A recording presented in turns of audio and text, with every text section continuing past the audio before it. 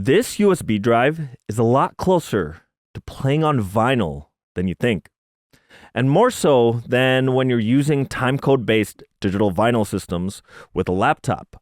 Greetings, knowledge seekers, the force is with you. Today, I'm going to be sharing with you this one specific characteristic of playing on a USB stick that is closer to how it was like to play from crates of records versus when you're playing from DJ software on a laptop.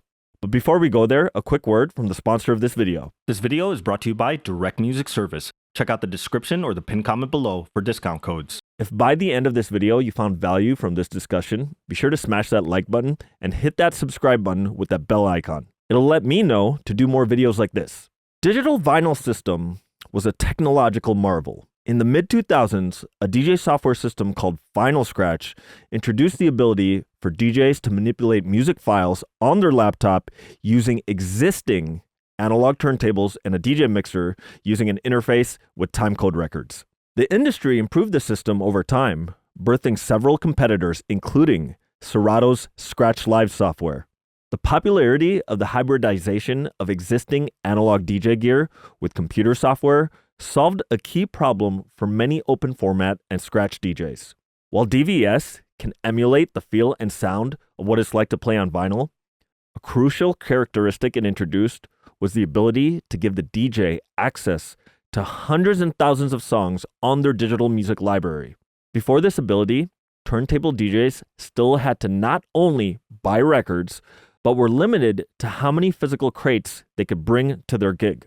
It was 4 milk crates versus 1 laptop that could carry thousands of crates worth of music. And let's not forget, some DJs bought double copies if they planned to backspin some tracks.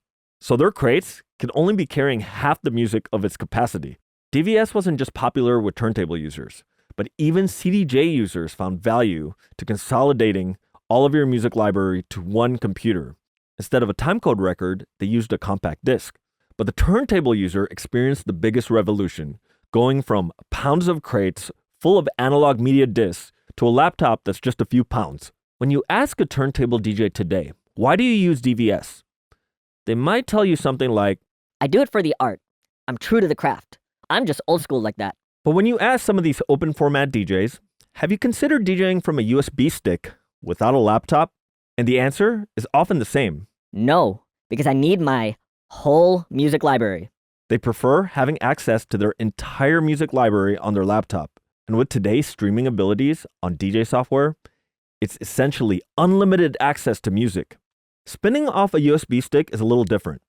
While it's possible to put your entire music library on a large enough stick, it's often viewed as a device you use when you prepare a set versus winging one. Now let's rewind back to the late 90s and early 2000s when I was lugging around these cobweb-dusted milk crates. There was no way I could bring my entire vinyl collection to the club or gig. I had to look at my entire collection at home and think about which tracks I wanted in my crates. I had to mentally picture who I was potentially spinning for and bring the right goods for the right crowd. Weekly residencies were a challenge because you had to bring the gems that worked while changing up the other records in your record boxes to make sure every week was fresh. So that meant losing access to some of the tracks you had in there. Now let's not get it confused. Preparing your crates isn't the same as pre-arranging your set. The art form of preparation was about having the insight to bring the right music to the night you're playing at. And the more experienced you are, the better you could foreshadow what was the right music.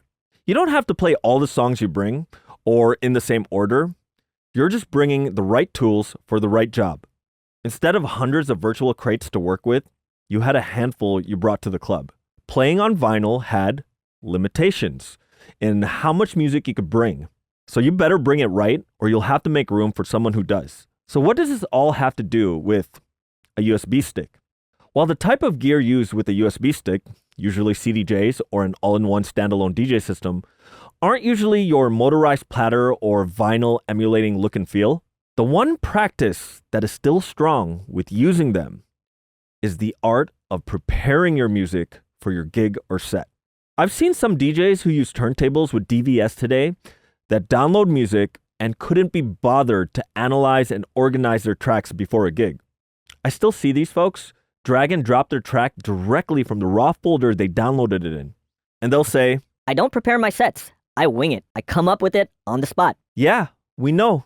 Your laptop staring face tells us you're waiting for that waveform to complete analysis. When you export your music through DJ software to a USB stick, you're working with a limitation. Sure, you could fit lots of music in them. In fact, my personal library could fit in a 1 terabyte USB stick easily. But without a laptop, the experience is slightly different. In fact, you don't have all the same conveniences. You have to think about what songs you have easy access to. So you may have to prepare a handful of playlists curated for your night. You don't have a physical laptop keyboard or an extra large screen to wing it. We can often get caught up on the technical aspect of what it looks and feels like to play on vinyl, but challenge yourself. If you're one of the folks who say, I need my whole music library. could you still rock a night with a limited library? Out of 100,000 songs, how much do you end up playing in 4 hours, really? And what about those open format DJs that play the same 70 chart-topping songs every night? Do they really need their terabytes of music? So here's a challenge you can try on your next gig. Say you're allowed to play only from 4 crates or playlists on your DJ software. If you're a mobile DJ getting ready for a wedding, please don't try this. It's definitely not the thing to do for a private event. But for you club folks, let's set a rule of 4 crates and only 20 songs each for your next gig. What music would you put in there? Now at the gig, let's set a rule. You can't type search and you can't browse other crates. You strictly have to stick to the music you prepared. How well would your dance floor enjoy the night? That is what DJs playing vinyl had to think about every single weekend as they prepared their crates. That was part of the work. And that work wasn't just at home. It included when you're purchasing your vinyl at the record store. You didn't just show up to a gig with a stack of brand new vinyl you haven't opened yet because you can wing it. You prepared, and you better be in the ballpark of what your crowd's gonna like. This video isn't to make you feel guilty if you didn't start out on vinyl. As many of you who supported my channel, I've always been behind the expression and freedoms technology has made possible. I'm not a sync button hater, I'm not anti-controller, and I'm definitely not part of the real DJs play vinyl camp. What I want you to think about and maybe gain an appreciation for is what it's like to spin with limitations, including limitations on how much music you have access to during your performance. I've noticed in some conversations, it's become taboo to prepare for your gig, and coming up with it on the spot has become a mask for being too lazy to put the time in to prepare. So the next time you say, I can't spin on a USB stick because I need my whole music library of hundreds of thousands of songs, you'll think about how there were once DJs who rocked every weekend with less than 100 12-inch records by their side.